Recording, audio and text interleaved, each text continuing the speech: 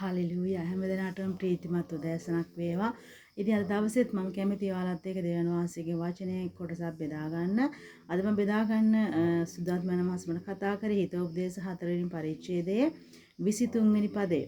Hallelujah හිතෝපදේශ 4 වෙනි පරිච්ඡේදයේ 23 වෙනි පදේ මෙලෙස කියනවා සියල්ලන්ටම වඩා නුඹේ සිත ආරක්ෂා කරගනින්න මක්නිසා දෙයින් ජීවන නික්මෙන්නේය. හලෙලූයා.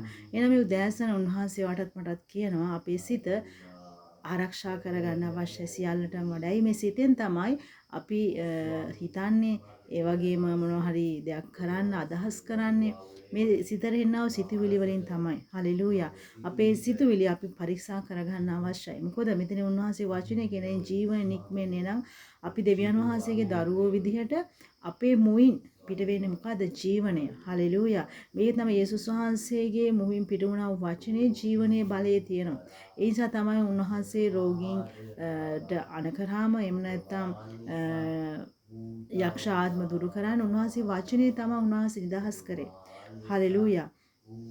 ඉතින් ඒ වගේම තමයි එවැනි ආධිපත්‍ය බලයක් අද දවසේ ඔයාටත් මටත් උන්වහන්සේ දීලා තියෙන. ඉතින් අපේ සිත අපි පරිස්සම් කරගන්න අවශ්‍ය සිතුවිලි වලින් අපි හිතන දේවල් අපි ක්‍රියාවට නංවන දේවල් මොනවද? හල්ලුයා. කල්පනාකාරී වෙන දවසේ ඔයාගේ මුවින් කිසිම විදි ඍණාත්මක වචනයක් පිට වෙන්න බෑ. ඇයි ඍණාත්මක වචන වලට අපි ස්වාමීන් වහන්සේ ඉදිරි ගණන් දෙන්න අවශ්‍යයි. ඉතින් ඒ නිසා ඔයාගේ ජීවිතයේ තියෙන අවශ්‍ය වන්නේ ධනාත්මක වචන පමණමයි. හලෙලූයා. ඔයා කතා කරන්න අවශ්‍ය වන්නේ ධනාත්මක දේ විතරමයි. හලෙලූයා. ඉතින් මේ උදෑසනම ඔයා හිතුවේ නැතුව ඇති සමහරලාට ඔයාට සමහරලා බයින කෙනෙකුට එහෙම නැත්නම් ඔයාව කෝප කරවන කෙනෙකුට ඔයාට යෝජනා චෝදනා අපහාස නිନ୍ଦා එවැනි දේවල් කරන කෙනෙකුට ඔයාත් ඒ විදිහට ප්‍රතිචාර දක්වන්න කෙනෙක් වුණා නම් හලෙලූයා මේ උදෑසන නිවැරදි වෙන්නේ. ඔයා එයාට ආශිර්වාද කරන්න අවශ්‍ය. මොකද උන්වහන්සේ කිව්වේ මොකද? නුඹට ශාප කරන්නන් උදෙසා යාඥා කරන්න. ඒ වගේම තමයි ඒක අපිට අයිති නැති දෙයක්. අපිට බෑ ඒ තවත් මිනිස්සුන්ට ශාප කරන්න. අපිට තියෙන ප්‍රේමයේ හදවත. ඒ ප්‍රේමයේ හදවතින් අපිට ආශිර්වාද කරන්න අවශ්‍යයි. අපිට කොච්චර නිନ୍ଦා අපහාස කරාට ප්‍රශ්නයක් නැහැ. බලන්න යේසුස් වහන්සේගේ ජීවිතේ උන්වහන්සේට ගොඩාක් අපහාස කරානේ. නිନ୍ଦා කරා. කසපහර ගැහුවා. කටුවටුන දැම්මා. කෙලපහර ගැහුවා. හැබැයි ඒ කෙනෙකුටවත් විරුද්ධව උන්වහන්සේ කතා කරාද? නැහැ. උන්වහන්සේ වුන් දිහා බැලුවේ ප්‍රේමයෙන්. වුන් උදෙසා උන්වහන්සේ සමාව දුන්නා. පියාණිය වුන් නොදැන කරන වරදට සමාව දෙන්න කියලා. මේ වගේ ප්‍රේමණීය හදවතක් තියෙන්න අවශ්‍යයි. එහෙනම් අපි තව කෙනෙකුට කතා කරන්න කලින් තව කෙනෙකුට දෝෂාරෝපණ නගින්න කලින් ඔයා මොහොතක් හිතන්න අවශ්‍යයි මම කවුද? හලෙලූයා. යේසුස් වහන්සේගේ දරුවෙක්. යේසුස් වහන්සේ දරුවෙක් වගේ ඔයා හැසිරෙන්න අවශ්‍යයි. මොකද ලෝකයේ මිනිස්සු අපිව දකින්නේ යේසුස් වහන්සේ විදිහට. හලෙලූයා. ඉතින් ඒ නිසා ඒ තැන අද දවසේ හිට ගන්න අවශ්‍යයි. ඉතින් දෙවියන් වහන්සේ කරුණා තුළ අද දවසේ කතා කරන්න කලින් හිතන්න මම කතා කරන්නේ කුමක්ද? මම කතා කරන්නේ කාටද? මම කතා කරන්නේ කොහොමද? මොහොතක් හිතන්න. මොකද ඔයාගේ මුවින් නික්මන හැම වචනයකින් ජීවනයේ තියෙනවා. ඔයා රෝගීන්ට ගිහිලා ප්‍රකාශ කරන ඔයාගේ රෝගේ සම්පූර්ණ නිදහස්.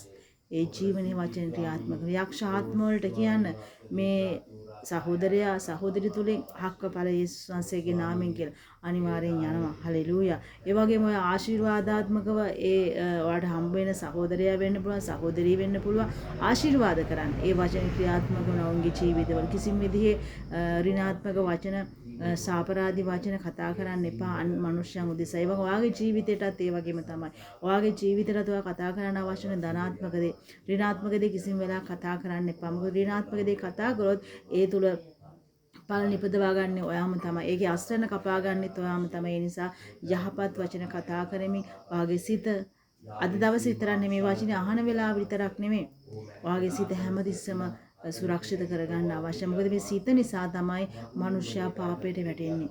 මේ සිතෙන් සිතුවිලි අනුව තමයි මනුෂ්‍යයා පාපයට වැටෙන්නේ.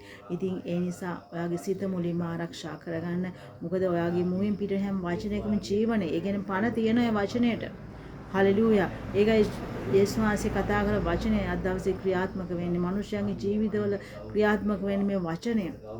හලෙලූයා. උන්වහන්සේ වාක්‍යානෝ ඒ වාක්‍යානෝ තුල ඉඳමින් ඔයා සත්‍යතාවයේ දන්න කෙනෙක් විදිහට හැසිරෙන්න අවශ්‍යයි. දෙවියන් වහන්සේ කරුණාව සමාදානයත් ඔයාලා හැමදෙනා සමග වේවා. සර්ව පරාක්‍රමෝ ජීවමාන දෙවියන් වහන්සේ අද දවසේ මෙනෙහි කරන්න දුන්නා වූ ඔබගේ අනර්ග වූ සුන්දර වූ සත්‍යතාවය වචනය නිසා අනේක වාර ස්තුතියි කියනවා ස්වාමිනේ. පියාණන් අද දවසේ අපගේ සිත ආරක්ෂා කරගන්න පිණිසත් අපි කතා කරන දේ තුල ස්වාමිනී ජීවන නික්මෙන්නා වූ වචන පමණ කතා කරන පිණිසත් නාසරී යේසුස් වහන්සේගේ නාමයෙන් අද දවසේ පියාණන් ඔබ වහන්සේට උපකාර කරමින් පියාණන් ඔබ වහන්සේගේ සත්‍යතාවය වචන තුල හැසිරීමෙන් ඔබ වහන්සේ මෙන්